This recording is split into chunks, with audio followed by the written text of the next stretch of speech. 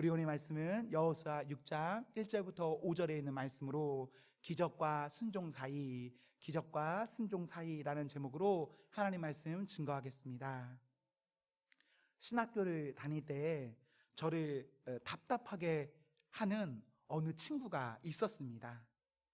왜 답답했냐면 우리가 이렇게 말씀을 보고 있으면 이 말씀이 진짜 그러한가를 상고 연구해 보아야 하는데 그렇게 하지 않고 그 친구는 이 말씀이 이건 이래서 안 되고 저건 저래서 안 되고 자꾸 성경을 부정적으로 따져보는 그런 친구가 있었습니다. 그래서 어느 날 물었습니다. 너는 하나님 믿는 거 맞냐? 그리고 하나님을 믿는다고 해서 신학교에 왔으면 우리의 생각으로는 다 이해할 수 없어도 그것을 긍정적으로 보고 생각해야지 부정적으로 보고 생각하면 되겠냐 했습니다. 저는요, 하나님이 하나님이시라면, 진짜 하나님이시라면 우리가 하나님을 부분적으로는 알 수 있지만 혹은 하나님께서 밝히 보여주시는 부분까지는 알 수 있지만 그 외에는 알 수 없다라고 생각합니다. 왜 그렇습니까? 만약 우리의 어떠한 노력에 의해서 하나님을 다 알 수 있다면 그분이 진짜 하나님일까요? 저는 그렇게 생각하지 않습니다. 내 곁에 있는 이 사람, 나와 수십 년을 같이 산 이 사람, 내 가족, 심지어 나도 나를 다 모르는데 우리가 어떻게 하나님을 다 알 수가 있겠습니까? 그런 점에서 우리는 하나님 앞에서, 말씀 앞에서 우리의 낮음을 알고 우리 하나님의 높음을 고백하며 살아야 합니다. 그 마음으로 성경을 보면 긍정적이고 부드럽게 볼 수 있고 그렇게 보면 성경이 좀 더 가깝게 다가옵니다. 반대로 부정적으로 보면 어떻게 될까요? 이렇게 생각하시면 간단합니다. 우리가 누군가를 볼 때요, 나쁜 놈이라고 생각하고 보면 어떻게 됩니까? 나쁜 놈으로 보입니다. 그리고 그 생각을 돌이키기가 쉽습니까? 어렵습니까? 아주 어렵습니다. 좋은 사람이라고 해도요, 내가 나쁜 놈이라고 보면 그 사람은 나에게 전혀 좋은 사람이 되지 못합니다. 사랑하는 성도 여러분, 우리가 말씀해 볼 때 부드러운 마음 가운데 말씀 봄이 필요합니다. 그리고 그 사람이 하나님 앞에 그 말씀 듣고 말씀으로 살아갈 수 있습니다. 결과적으로 제가 말했던 그 친구와 제가 여기 있는데요, 나중에 큰 차이가 나타납니다. 어떤 차이가 나냐면 저는 목회자가 되었습니다. 하지만 그 친구는 곧 신학교를 떠났습니다. 그도 그럴 것이요, 그 친구의 집안이나 상황이 아무리 좋아도 그런 생각과 마음에는 어떤 역사가 일어나지가 않았습니다. 그러니까 본인이 더 힘든 거예요. 반면에 저는 죽겠다 이렇게 살아가면서도 어떤 매일의 일용할 은혜가 있었고 지금까지 제가 생각한 것보다 저는 훨씬 행복하게 살고 있습니다.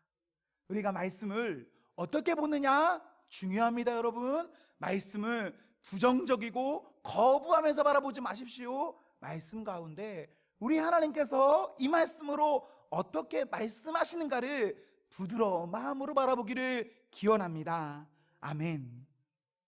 사랑하는 성도 여러분, 우리가 하나님 말씀을 보며 해야 할 것은 냉철한 판단이 아니라 아멘입니다. 아멘. 오해하지 마세요, 여러분. 지금 이 시간 저의 목사의 말에는 아멘하지 않을 수도 있겠죠? 있습니다. 그러나 저의 말에는 아멘하지 않더라도 우리 하나님께서 말씀하시면 아멘하기를 기원합니다. 아멘. 여러분이 예배 시간이든 혹은 개인의 경건의 어떠한 시간이든 하나님께서 여러분에게 말씀하시면 아멘 하십시오. 아멘. 여러분 그런 분 있는 거 아세요? 나는 절대 아멘 안 해야지. 나는 죽어도 아멘 안 한다. 이런 분이 있어요. 때로는 사람이 미우면요, 아멘 해야 될 것도 아멘 안 하는 사람 있습니다. 혹시나 우리가 그러한 가운데 있다면 우리 마음이 부드럽기를, 우리 마음이 하나님 앞에 순전하기를 소망합니다. 아멘 하셔야 해요, 여러분. 아멘. 오늘 같은 본문을 통해서도 우리는 여러 가지 생각을 할 수 있습니다. 오늘 본문을요, 아멘 하시는 분도 있지만 이런 사람도 있겠죠. 교회 다녀도요, 웃기는 이야기, 소설, 신화, 매우 과장된 이스라엘의 승전 이야기라고 생각할 수도 있습니다. 그런 분 교회에 있어요. 그런데 우리가 그런 마음으로 예수님 믿으면 자기 자신에게 은혜가 되지 않고 그런 사람에게는 역사가 일어나지 않습니다. 우리는 사람이고 그래서 나도 나를 다 알 수 없고 책임질 수가 없습니다. 그렇기 때문에 순간순간 사람은 어떠냐? 기적을 바랍니다. 은혜를 바랍니다. 그런 내가 기적을 바라면서도 말씀 가운데 두터운 벽을 쳐버린다면, 그래서 그 사람의 인생 가운데 어떠한 하나님이 부어주실 은혜와 기적이 일어나지 않는다면 이것 얼마나 안타까운 일이겠습니까? 우리가 말씀 앞에서 말씀을 잘 받아들일 수 있는 그런 아름다운 밭이 되기를 기원합니다. 아멘. 우리 하나님의 말씀을 믿는 믿음이 필요합니다. 도저히 믿기지 않을 수도 있겠죠. 태초에 하나님이 천지를 창조하시니라 이런 거 도저히 믿기지 않는 분도 있을 수 있습니다. 내가 직분 받아도, 내가 몇십 년 예수 믿어도, 심지어 내가 목사라고 해도 그것이 믿기지 않을 수도 있겠죠. 있습니다. 저는 여러분에게 이렇게 권면하고 싶습니다. 혹시나 이 시간 이 자리 가운데 그런 심령이 있다면, 어렵겠지만 그럼에도 불구하고 하나님 앞에 끈질기게 기도하기를, 그럼에도 불구하고 하나님 앞에 끈질기게 성경 읽기를 권면합니다. 그러면 어느 순간 그 사람에게는 자신도 다 알 수 없는 사이 그 사람에게 하나님께서 말씀하시고 그 사람에게 믿음을 부어 주십니다. 제가 어느 날 여행을 하고 있었습니다. 로마라는 곳에 가게 됐어요. 그곳에요, 교황청, 베드로 성당, 바티칸 이런 걸 생각하시는 분들이 아마 많겠지만, 로마에 가면 정말 중요한 유적지가 있습니다. 스칼라 산타라는 게 있어요. 그게 뭐냐? 빌라도의 법정 계단입니다. 로마의 황제 어머니가 황제에게 부탁해서 유대로부터 뜯어와서 로마에 설치했어요. 그게 로마에는 성지로 보존되어 있습니다. 그곳에 가서 제가 구경하고 있었습니다. 카톨릭 신자들이 그곳이 성지이기 때문에 그곳에 쫙 줄이 서 있습니다. 빌라도의 계단이 오를 수 있거든요. 그곳에 올라갈 수 있습니다. 사람들이 그곳에 갈 때 어떻게 계단을 올라가지는지 아십니까? 절대 이렇게 올라가지 않습니다. 어떻게 올라갈까요? 무릎으로 올라갑니다. 계단을. 왜 무릎으로 올라가냐? 우리 예수님께서 밟으신 그 빌라도의 법정을 내가 내 발로 디딜 수 없다라고 해서 무릎으로 끌고 계단에 올라가요. 그거를 계속 반복합니다. 그것이 그 사람들에겐 하나의 은혜의 방편이거든요. 저는 여러분들에게 그런 고난, 그런 고행을 통해서 은혜 받아라, 이것을 말하는 것은 아니에요. 그러나 사랑하는 성도 여러분, 우리 하나님 앞에서 어떠한 간절한 매달림은 있어야 합니다. 그리고 그 간절한 매달림을 통해서 어떤 하나님의 독특한 은혜 가운데 갈림길을 맞이하고 그 갈림길 가운데 온전한 순종의 길로 나아가기를 소망합니다. 하나님께 간절히 매달리면요, 분명한 우리에게는 갈림길이 보입니다. 그리고 그 갈림길에서 간절히 매달리는 사람은 말씀 가운데 순종함으로 하나님께서 원하시는 그 갈림길을 택하고 그곳으로 나아갑니다. 여리고성 정복, 우리는 오늘 6장을 읽었지만 6장에서 여리고 그 성의 작전이 시작되는 것은 아닙니다. 그 성을 정복하기 위해서 먼저 요단강 전부터 2장에서 기록하고 있습니다. 그곳은 호락호락한 곳이 아닙니다. 그곳은 정탐해야 될 정도의 그런 성입니다. 이스라엘은 그곳에 2명의 정탐꾼들을 보냅니다. 여호수아 2장 15절에 보시면 이런 기록이 있습니다. 그의 집이 성벽 위에 있으므로. 이것을 통해서 알 수 있는 것은 여리고성은 성벽이 이중 성벽이거나 성벽의 두께가 두터워서 그 성벽 위에 사람이 주거할 수 있는 어떠한 집을 세울 만한 그런 성인 것을 알 수 있습니다. 성벽이 이중이다 혹은 성벽이 두텁다, 그만큼 이것을 깰 수 있는 가능성이 많습니까? 적습니까? 두터울수록 그것을 깨기는 어렵습니다. 그것을 세운 공로가 있겠죠? 그 공로에 몇 배를 더해야 그것을 깨뜨릴 수 있는 겁니다. 이런 성을요, 본문 2절에 여호와께서 넘겨주셨다라는 이유로 더욱이 3절에 6일 동안 매일 한 바퀴씩, 4절에 7일째 되는 날에는 한 번에 7바퀴를 돌라는 말씀, 괜찮습니까? 괜찮지 않습니까? 저는 괜찮지 않습니다. 저는 이거 못 따를 것 같습니다. 못 따를 것 같아요. 여러분은 어떠세요? 우리가 우리의 생각으로 생각하면 그렇죠. 네, 그럴 겁니다. 어떻게 그럽니까? 말도 안 되는 말이고 작전 같지도 않은 작전입니다. 심지어 이 말씀 따라 살아가면 이것은 사는 길입니까? 죽는 길입니까? 죽는 길입니다. 왜? 높은 곳에서 낮은 곳에 있는 나를 내가 이렇게 걸어간다면 쉽게 죽일 수 있을까요? 없을까요? 쉽게 죽이죠.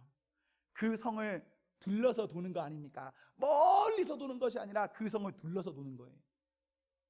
여기서 뭐 하나 툭 떨어지면 아래에 있는 저는 어떻게 되죠? 그냥 끝나는 겁니다. 그런데 하나님께서 이런 말씀을 하세요. 그리고 그런 위협도 위협이지만 그런 위협이 뭐 없다고 해도 내가 튼튼한 성을 돈다고 성이 무너집니까? 안 무너집니다. 안 무너지죠. 그것을 반복하는 것이 무슨 의미가 있겠습니까? 무의미하죠. 이거 순종하기 쉽습니까? 어렵습니까? 어렵습니다. 쉽지가 않아요. 여리고성의 크기가 얼마냐, 뭐 이게 중요한 게 아니에요. 여리고성의 두께가 얼마냐, 이거 중요하지 않습니다. 그냥 이런 말씀에 그냥 순종하는 것 자체가 그냥 쉽지가 않습니다. 성을 돌기 위해서는 하나님 앞에 나를 내려놓는 엄청난 겸손이 필요합니다. 겸손히 말씀 듣고 그 말씀에 순종하였더니 어떻게 될까요? 20절에 보시면 무너져 내렸습니다. 순종하니까 내립니다. 반대로 이런 생각 해볼 수도 있습니다. 순종하지 않았으면 어떻게 됐을까? 무너져 내리지 않습니다. 순종하지 않으면 어떻게 되었을까? 혹시 그럼에도 불구하고 그 성을 뭐 함락시킬 수는 있겠죠? 그러나 막대한 피 흘림이 일어날 겁니다. 순종하지 않았을 때. 그러나 순종하니 이스라엘은 말이 안 되는 그 사이에서도 말이 되게 됩니다. 순종한다는 것, 작은 것 같으면서도 큰일입니다. 그 작은 차이가 모든 것을 결정합니다. 명품은 큰 것에서 나타난 것이 아닙니다, 여러분. 명품은 어떻죠? 정말 작은 차이가 납니다. 여러분 혹시 집에 루이비통 하나씩 가지고 계신가요? 그 중에 정말 상당수는 루이비통 가짜죠. 멀리서 보면 진짜나 가짜나 다릅니까? 똑같습니까? 똑같아요. 다르지 하나도 않습니다. 똑같습니다. 근데 어떻게 하면 다른 걸 알죠? 가까이서 자세히 보면 압니다. 순종은 정말 작은 차이일 것입니다. 그러나 그 작은 차이가 모든 것을 말하고 그 작은 차이가 진짜냐 가짜냐를 결정합니다. 사랑하는 성도 여러분, 우리의 삶과 우리의 자녀의 삶이 사람이 다 알지 못하는 어떠한 기적을 우리가 바라고 또 일어나기를 원하고 있지 않으십니까? 우리 원하죠. 나 때에서 끝나는 것이 아니라 나도 받았지만 우리 자녀에게까지도 그 은혜, 네, 여러분 그것을 원하셔야 됩니다. 원하십시오. 기도하십시오. 꿈꾸십시오. 그런데 그 길은 어떻게 하면 맞아들일 수가 있나? 순종하면 됩니다. 은혜는, 기적은 순종으로부터 옵니다. 지금 내 눈앞에는 다 보이지 않을 수가 있습니다. 내 눈은 해봤자 2.0, 내 눈은 해봤자 1.0, 0.1 뭐 이런 거 아닙니까? 내 눈은 그래요. 사람이 볼 수 있는 눈은 한계가 있습니다. 그러나 내 눈에는 다 보이지 않아도 이미 하나님의 눈에서는 보이시고 하나님의 눈에 보이시니 우리에게 주셨습니다. 그러니 그 하나님 믿고 가면 그것으로 성도에게는 충분합니다. 됩니다. 그 하나님의 말씀 믿고 우리가 한 걸음 한 걸음 잘 나아가기를 소망합니다. 아멘. 기적과 순종, 단어는 다르지만 우리에게 의미로는 이것은 같습니다. 기적이 순종이고 순종이 기적입니다.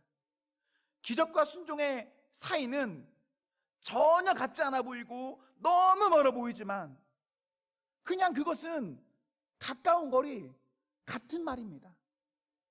기적을 원하시는 분, 하나님 말씀 앞에 순종하시면 됩니다. 하나님께서 우리에게 원하시는 그것에 순종하시면 됩니다. 여러분, 교회에 순종하라는 말이 아닙니다. 목사에게 순종하라는 말이 아닙니다. 제도에 순종하라는 말이 아닙니다. 말씀 앞에 순종하라는 말입니다. 말씀 앞에 순종하면 그 사람에게는 기적이 옵니다. 기적이 와요. 그러니 그렇기 때문에 하나님 앞에서 다른 것 찾고 다른 생각이 우리를 주장해서는 안 됩니다. 그저 기적은 순종, 순종은 기적임을 믿고 알아서 그 길 가셔야 합니다. 그때 우리는 우리가 다 알지 못하는 은혜를 경험합니다. 민수기 13장에서 가나안 정탐이 이루어집니다. 이제 처음에 모세의 때에, 모세가 지도자일 때 가나안에 들어가기 위해서 그곳에 12명을 보내서 정탐합니다. 그 땅에 들어갑니까? 들어가지 못합니까? 그때 들어가지 못합니다. 왜 들어가지 못합니까? 이스라엘 한 달만 걸면 금방 들어갈 수 있는, 그리고 숫자도 많아서 힘으로도 얼마든지 들어갈 수 있는데 왜 들어가지 못합니까? 우리 알고 있죠? 왜 들어가지 못하는지. 오늘 본문의 정탐과 민수기 13장에서 가나안 정탐 유사합니다. 여호수아가 여리고성을 정탐하는 거나 모세가 가나안을 정탐하는 거나 그렇게 다르지 않습니다. 똑같아요. 그것을 정복하기 위해서 다 발을 내딛는 겁니다. 차이는 어떤 차이가 있냐? 14장 1절에서 2절에 보시면 실패했을 때는요, 믿지 않고 원망했습니다. 4절에 돌아가자, 가자 이집트로, 우리가 우리의 수령을 세워, 우리의 지도자를 세워 돌아가자라고 했을 때 실패합니다.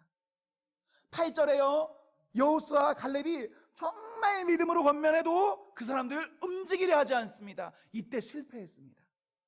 그러나 광야 40년 그 연단의 축복을 통해서 이번에 이스라엘은 어떻게 합니까? 정탐하고 그 땅을 어떻게 합니까? 성취합니다. 그 땅에 대해서 이런저런 말하지 않습니다. 그 정복 방법에 대해서 이런저런 말하지 않습니다. 그냥 갑니다. 그냥 가니까 됐습니다. 사랑하는 성도 여러분, 우리가 잘 아는 말씀인데요, 사무엘상 15장에서 하나님 말씀 앞에서요, 순종이 제사보다 낫습니다. 듣는 것이 수장의 기름, 아주 좋은 어떤 기름보다 낫습니다. 하나님 말씀에 청종하는 것이 모든 것보다 낫습니다. 우리에게 이것이 있어야 합니다. 이거 지금 사울에게 하는 말이거든요. 사울이 하나님 앞에서 얼마든지 은혜 받을 만한 사람이었습니다. 얼마든지 모든 문제들을 넉넉히 이겨낼 수 있는 사람이었습니다. 그러나 그 사람 왜 복이 아니라 왜 저주받았습니까? 왜 순종하지 않았습니다. 말씀을 듣지 않았습니다. 하나님 앞에 해야 할 것 하지 않고 하지 않아야 될 것 했습니다. 그러니 그 사람에게 역사가 일어나지 않았습니다. 저는 소망합니다. 우리의 삶 가운데 정말 얼마나 많은 도움이 필요합니까? 내가 건강이 있어도, 내가 나이가 젊어도, 내가 돈이 있어도, 내가 이런저런 좋은 사람을 알고 있어도 그것으로 다 됩니까? 그렇지가 않습니다. 그냥 정말 그렇지가 않아요. 순간순간 너무나 우리가 결핍될 때가 많이 있습니다. 그때 그 결핍만 붙잡고 그 결핍을 채우기 위해서 이리저리 두리번거리다 보면 우리 어떻게 될까요? 그냥 죽는 겁니다. 우리의 삶에는 기적은 일어나지 않습니다. 그러나 그때 좀 바보 같을 수 있습니다. 무지해 보일 수 있습니다. 어쩌면 너무 광신적으로 보일 수도 있습니다.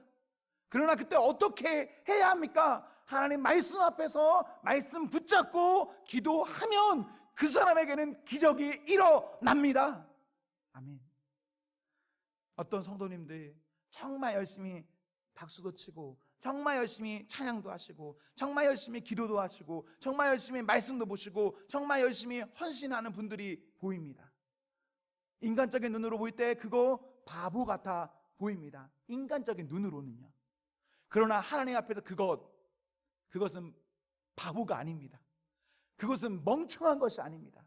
그것은 쓸데없는 낭비가 아닙니다. 그 사람이 오히려 하나님 앞에 복받고 그 사람이 주님 주신 약속으로 인하여서 기적을 누리게 됩니다. 사랑하는 온 성도에게 그리고 우리의 가정에게 우리가 다 알지 못하는 어떠한 주님의 택함 받은 자녀들에게 주님의 기적이 일어나는 은혜가 있기를 기원합니다. 아멘.